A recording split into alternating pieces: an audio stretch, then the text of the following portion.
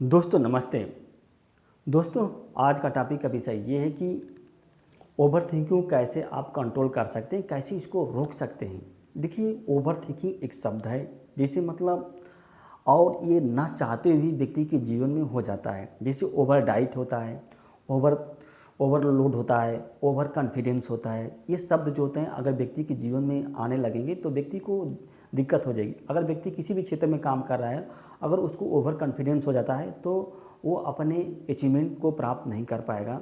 अगर व्यक्ति लोड लेके जा रहा है, अगर वो लोड ओवरलोड में कन्वर्ट हो जाता है तभी व्यक्ति प्रभावित हो जाएगा। अगर मान डाइट ले रहा है तो व्यक्ति अगर ओवर डाइट लेने लगा तो तभी दिक्कत हो जाएगा। तो उसी तरह से ओवर थिंकिंग है।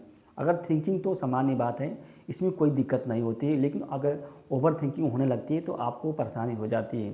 तो ओवर थिंकिंग का मुख्य कारण क्या होते हैं? व्यक्ति के जीवन में कुछ घटनाएं घट जाती है और व्यक्ति का मन जो होता है उस घटनाओं से विचलित हो जाता है, अशांत हो जाता है, और जिससे उसके ब्रेन में क्या होता है, उसके मेमोरी में उन घटनाओं की एक लकीर बन जाती है और इस लकीर की वजह से व्यक्ति क्या होता है, उन घटनाओं से परेशान हो जाता है।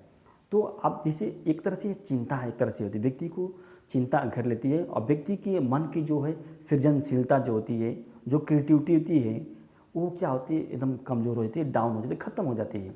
व्यक्ति चंचल रहता है उसका मन। तो एक उदाहरण के माध्यम से आप इसको समझ सकते हैं।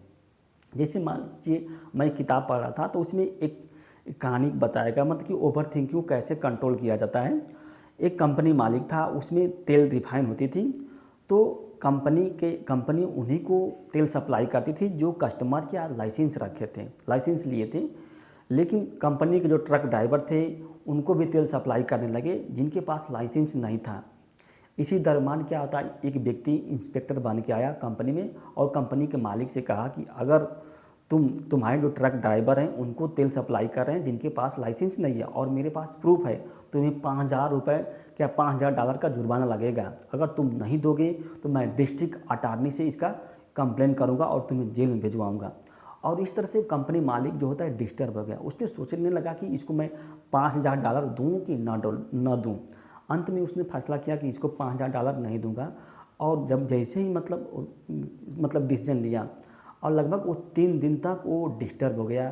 3 दिन तक वो चिंता में पड़ गया। 3 दिन तक वो खा नहीं पाया, न सो पाया।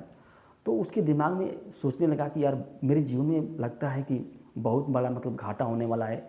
मेरे पिताजी ने इस कंपनी को बनाने में 24 साल लगे, लगता है कि चौपट हो जाएगी, ये कंपनी सील हो जाएगी। तो उसने एक्सेप्ट कर लिया कि चलो अगर कंपनी क्या कहते हैं सील चौपट होती है तो कोई बात नहीं है, मेरे पास क्या आती है स्किल है, मैं किसी भी कंपनी को ज्वाइन कर लूँगा, अपना परिवार की जीविका चला लूँगा। और जैसे ही इसने एक्सेप्ट किया कि मेरी कंपनी क्या हो जाएगी, चौपट हो जाएगी, कोई दिक्कत नहीं होगा, इस बात को एक्सेप्ट किया, उसको रिलैक्स मिला। उसने रात भर सोया। फिर सुबह में उसके दिमाग में ब्रेन में एक विचार आएगा, चलो एक क्या वकील से कांटेक्ट करते हैं। उसने वकील से कांटेक्ट किया तो वकील ने कहा ठीक है, मैं डिस्ट्रिक्ट अटॉर्नी से कांटेक्ट कर लेता हूँ। और डिस्ट्रिक्ट अटॉर्नी के उसका वकील कांटेक्ट किया तो डिस्ट्रिक्ट अटॉर्नी ने कहा कि जो कंपनी में जो व्यक्ति गया था वो अपराधी था, वो एक क्या नकली व्यक्ति था, आपने पैसा नहीं दिया, ठीक किया। तो इस तरह से उस व्यक्ति ने, कंपनी के मालिक ने क्या, सब समस्याओं से मुक्त हो गया। तो कंपनी के मालिक ने कहा कि अगर आपके जीवन में बुरी से बुरे कोई परिणाम आता है तो उसको एक्सेप्ट कर लेना चाहिए। आप जैसे ही एक्सेप्ट करेंगे तो आपके अंदर क्या मन जो होता है शांत हो जाएगा, और जैसे ही मन शांत होगा तो आप उस समस्या से निकलने का प्रयास ढूंढने लगेंगे, और जब प्रयास करेंगे तो आप उस समस्या से निकल जाएंगे। लेकिन जब तक आप उसको एक्सेप्ट नहीं करेंगे तब तक आपका उस समस्या से निकल नहीं पाएंगे।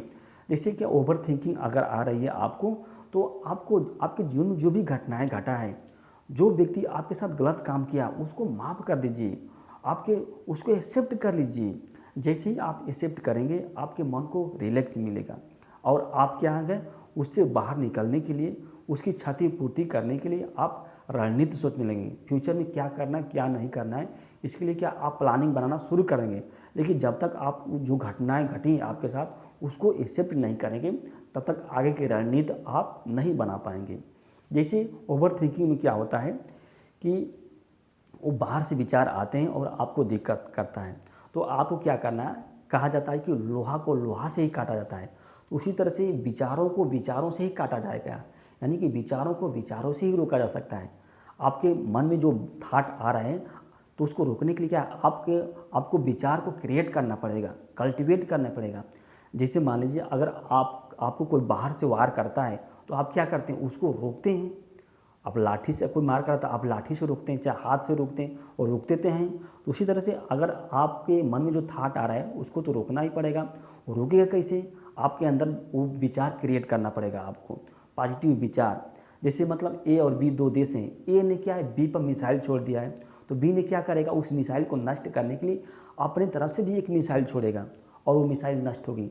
अगर ये अपने तरफ से मिसाइल नहीं छोड़ता है तो बी के देश को नुकसान होगा। उसी तरह से आपके मन में जो विचार आ रहा है तो आप उसको रोकने के लिए आप अंदर से विचार को जनरेट कीजिए, क्रिएट कीजिए, तभी उस विचार को रोक पाएंगे। यानी कि कहने का मतलब ये है कि अपने मन को किसी न किसी काम में व्यस्त कर दीजिए। अपने मन को जैसे ही व्यस्त करेंगे, साप्ताहिक प्लानिंग बनाइए, आपको मुझे ये करना वो करना है, मुझे इस तरह से जीना है, मुझे ये करना, सब करने लगेंगे तो आपका मन जो होता है एक दूसरे विषय वस्तु में फिक्स हो जाएगा। तो जो पुराने जो थाटे आ रही थी वो सब रुक जाएगी, आपको कोई दिक्कत नहीं होगा। दोस्तों यह वीडियो अच्छी लगी तो इसको लाइक कीजिए और हमारे चैनल को दोस्त सब्सक्राइब कीजिए। धन्यवाद, नमस्ते।